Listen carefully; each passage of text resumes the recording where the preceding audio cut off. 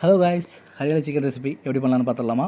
First chicken எடுத்து நல்லா கழுவி, அதுக்கப்புறம் இந்த மாதிரி நமக்கு பிடிச்ச மாதிரி ஒரு கீரையில் போட்டு அதில் உப்பு, மஞ்சப்பொடி எல்லாத்தையும் போட்டு மிக்ஸ் பண்ணி வச்சுக்கலாம். அதுக்கப்புறம் ஜார் எடுத்துகிட்டு எப்பவும் போல் மல்லித்தலை, அதுக்கப்புறம் புதினா, அதுக்கப்புறம் 3 பச்சை மிளகா, கூட நடுக்கல்ல, அதுக்கப்புறம் கொஞ்சம் பாதாம் பவுட்ரு.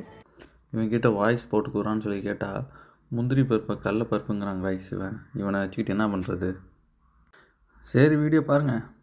இதையும் போட்டுட்டு அதுக்கப்புறம் ஜீரகம், பெப்பரு, லாஸ்ட்டாக ஜிஞ்சர் கார்லிக் பேஸ்ட்டு இதெல்லாம் சேர்த்து நல்லா அரைச்சி வச்சுக்கலாம். என்னடா பச்சை கலர்லேயே செய்கிறாங்க அப்படின்னு நினைக்காதீங்க. லாஸ்ட் டைம் தொன்னை பிரியாணி வாங்கினேன், மல்லித்தலை புதினால கொஞ்சம் எக்ஸ்ட்ரா ஆயிடுச்சு, அதுதான்.